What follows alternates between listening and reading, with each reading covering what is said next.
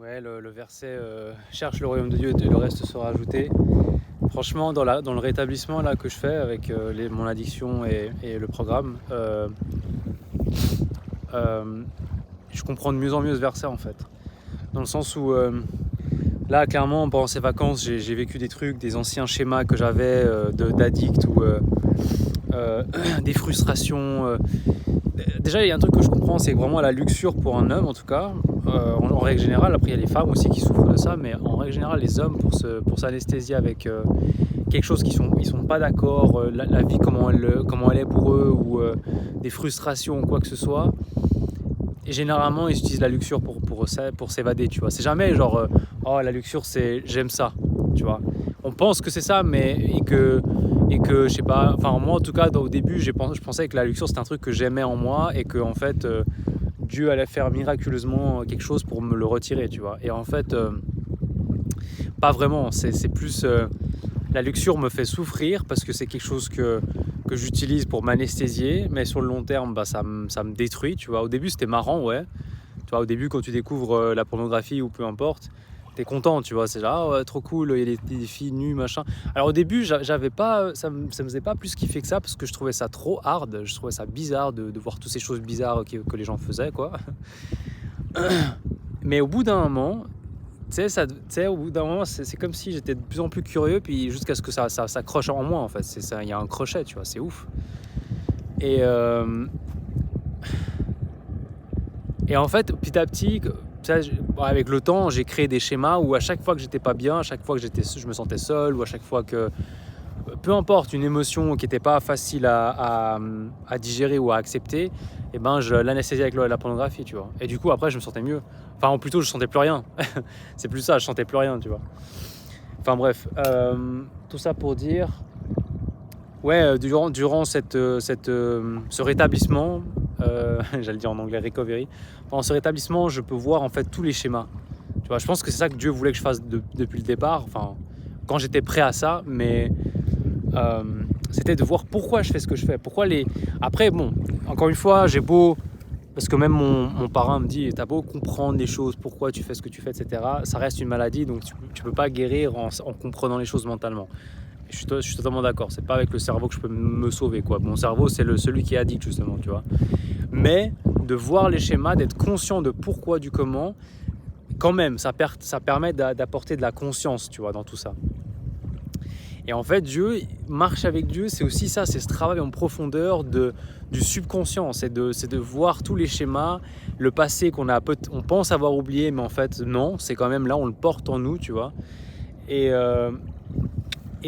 d'ailleurs, j'avais fait une vidéo dans mon ancienne chaîne YouTube où je disais que la plupart des gens sont influencés par leur subconscient, par leur trauma, c'est ça, tu vois. Et tant qu'ils n'ont pas fait ce travail-là, ils pourront pas savoir c'est quoi leur vrai travail dans le monde, c'est quoi, est-ce qu'ils sont censés être en couple ou pas, ou quelle vie ils sont censés mener réellement, tu vois,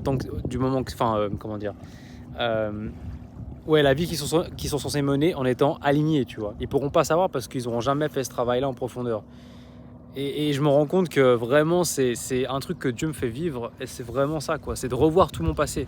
Et c'est ouf que pendant ces vacances-là, j'ai vu plein de schémas que j'avais oubliés parce que ça fait un moment que je partais pas en vacances. Et c'est des schémas que j'ai pu voir que ici. Tu vois, avant, quand j'étais chez moi, dans ma petite routine où je me sentais un peu safe, on va dire, je pouvais pas voir ça, tu vois. Et là, clairement, j'ai senti que Dieu voulait que je parte en vacances, c'est bizarre, hein, mais ouais. Et en fait, oui, c'est pour me faire kiffer parce que c'est pour goûter aux fruits de la sobriété avec le travail que j'ai pu faire en 2 ans quand même, mais j'ai aussi vu des anciens schémas réapparaître que j'avais complètement zappés et qui sont réactivés, quoi. Donc ouais, tout ce qu'on vit, c'est vraiment pas pour rien, et ouais, je crois que je voulais juste partager ça, quoi. Et là, il y a quelqu'un qui arrive, et je suis jamais vraiment à l'aise de parler devant la caméra quand il y a des gens. Non, mais en vrai, j'avais partagé tout ce que je voulais.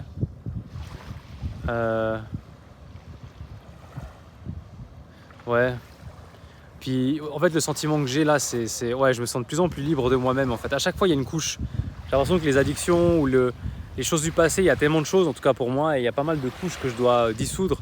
Enfin, c'est pas moi qui les dissous, mais en fait, à force de les voir et d'avoir la chance aussi de pouvoir partager ces choses-là avec d'autres gens, ça me permet En fait, maintenant, je me rends compte que souvent, quand il y a l'addiction qui veut revenir, et il y a toujours une raison pour ça, c'est jamais par pur plaisir, ça revient. Et en fait, à partir du moment où je connais le schéma, parce que je l'ai repéré déjà précédemment, et ben tout de suite, elle perd de sa force. Je le sens, en fait, je sens vraiment cette force qui vient. Et quand je vois tout de suite le pourquoi du comment je réagis et que je veux m'anesthésier, et que c'est un schéma que j'ai compris par le passé ou que c'est déjà réglé entre guillemets, et ben en tout cas l'addiction elle a l'air de perdre de sa force, tu vois, parce qu'il n'y a plus de raison en fait.